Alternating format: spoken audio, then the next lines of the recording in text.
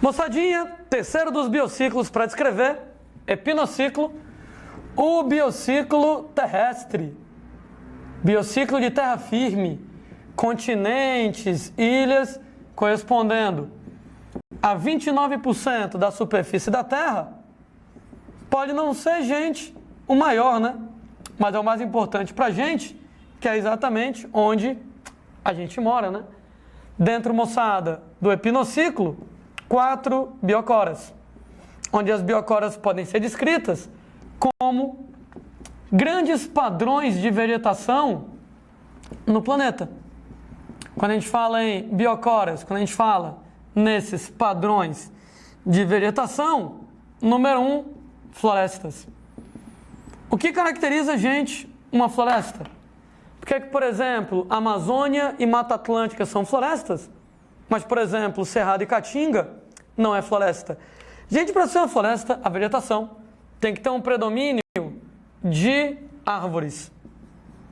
Quando a gente fala, gente, em árvores, estamos falando lá em vegetação arbórea. Estamos falando lá em plantas de grande porte.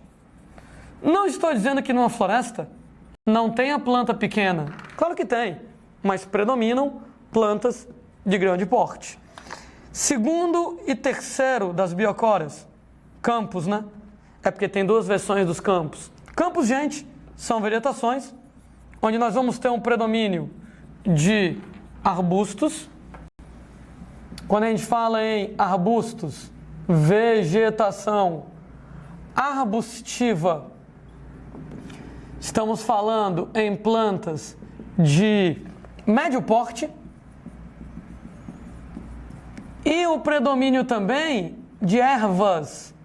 Quando a gente fala em ervas, vegetação herbácea. Quando a gente fala em vegetação herbácea, vegetação de pequeno porte. Pronto.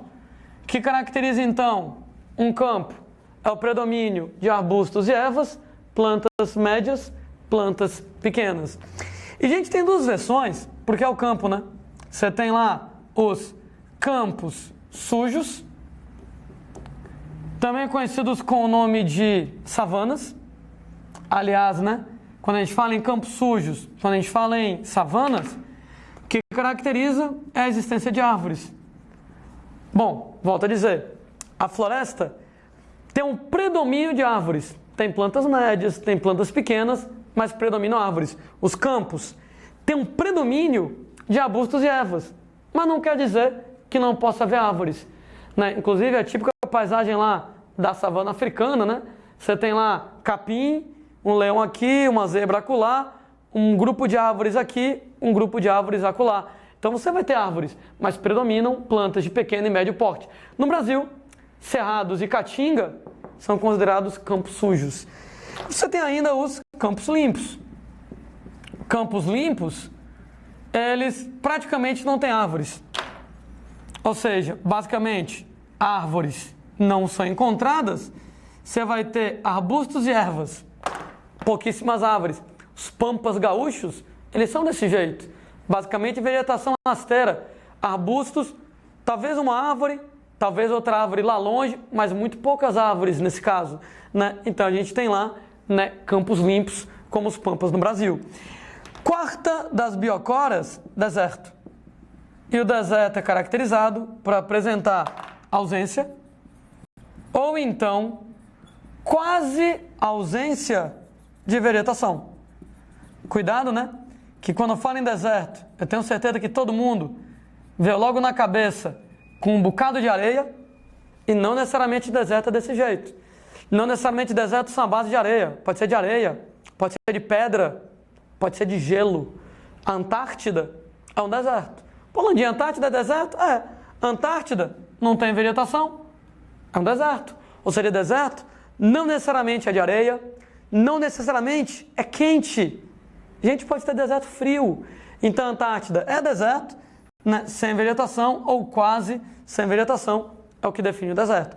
Sendo que cada biocora vai se dividir em biomas. Usei esse nome com vocês em aulas anteriores, quando eu estava falando que o bioma, ele é a comunidade clímax típica de uma determinada região geográfica. Né? Durante lá uma sucessão ecológica, a comunidade clímax é o último estágio da sucessão ecológica, é o mais complexo, é o mais estável. Se ninguém mudar nele, ele vai continuar do mesmo jeito para sempre, né? Então, cada região tem uma comunidade clímax que lhe é peculiar, típica de uma área. Nesse caso, a comunidade clímax típica de uma região, a vegetação mais complexa e mais estável possível, típica de uma região, chama bioma, e ela é parte de uma biocora.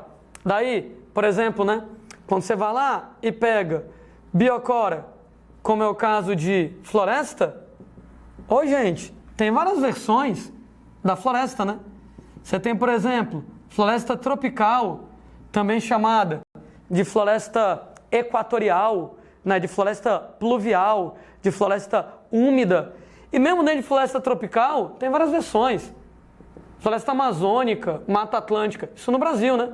Se você vai, por exemplo, para outras regiões, floresta do Congo, na África, as selvas, por exemplo, do sudeste da Ásia, as selvas, por exemplo, lá da América Central, são todas florestas tropicais. Você tem, por exemplo, né, gente, floresta temperada, como que acontece em grande parte dos Estados Unidos, da Europa, da China, do Japão. Você pega, por exemplo, lá, floresta de coníferas, né? Taiga, aquela lá com predomínio de pinheiros, que acontece lá no Canadá, no Alasca, na Rússia, e aí vai. Então a biocora floresta tem vários biomas. Floresta amazônica, Mata Atlântica, floresta temperada e etc e tal. Você tem que, por exemplo, lá, a biocora savanas, campos sujos, gente, tem várias versões, né? Além das savanas africanas, aqui no Brasil, inclui, por exemplo, cerrado, inclui, por exemplo, caatinga, né? São moçada lá, biomas. Você pega, por exemplo, lá, a biocora campos limpos, lembrando, né? Que quando alguém falar para você só em campos, subentende que é o campo limpo, tá? Se alguém quiser se referir ao campo sujo, vai escrever na questão campo sujo, ou então vai chamar de savana. Se fala só em campo, subentende-se a princípio, que é o campo limpo. Tanto pega, por exemplo, lá, a biocora campo, a biocora campo limpo. É o que acontece aqui no Brasil, por exemplo, com os pampas gaúchos. Mas também acontece, gente, com as pradarias nos Estados Unidos, com as estepes na Ásia, e aí vai. Ou seja, você tem que a biocora floresta se divide em vários biomas, né? A biocora savana se divide em vários biomas, como o cerrado, como caatinga. A biocora campo limpo se divide em vários biomas, como os pampas. Mesmo, por exemplo, os desertos, é porque não temos deserto no Brasil. Mas, por exemplo, você pega lá, deserto do Saara, deserto de Kalahari, deserto da Atacama, deserto da Antártida e tal, são biomas dentro da biocora, deserto aí na parada.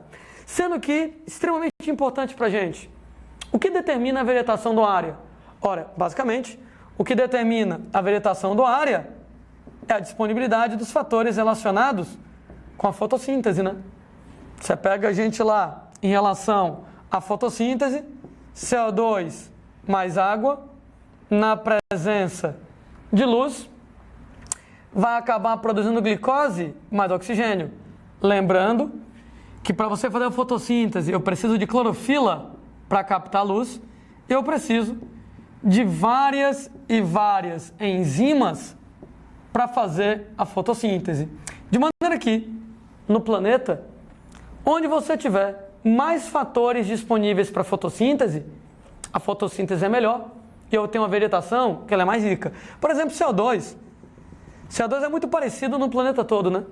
CO2, moçada, o teor de CO2 na atmosfera não vai variar muito de região para região. Agora, pega, por exemplo, fatores como luminosidade. Quanto maior a quantidade de luz. Fatores como, por exemplo, água. Quanto maior a disponibilidade de água. Fatores como, por exemplo, sais minerais, né? Afinal de contas, clorofila tem magnésio na composição. Enzimas são proteínas, tem nitrogênio na composição. Quanto maior o teor de sais minerais, melhor a fotossíntese. Gente, quanto maior a temperatura, né? Lembrem que a fotossíntese é uma reação enzimática. Quanto maior a temperatura, mais veloz a reação química, mais veloz a reação enzimática. Aí eu sei, né? Que quando a temperatura é muito alta, desnatura as enzimas. Mas, de modo geral, na natureza, eu não vou ter temperaturas que chegam a desnaturar as enzimas. De modo que aumentar a temperatura, de modo geral, é bacana para a fotossíntese. Quanto mais luz, quanto mais água, quanto mais sais minerais no solo, quanto maior a temperatura.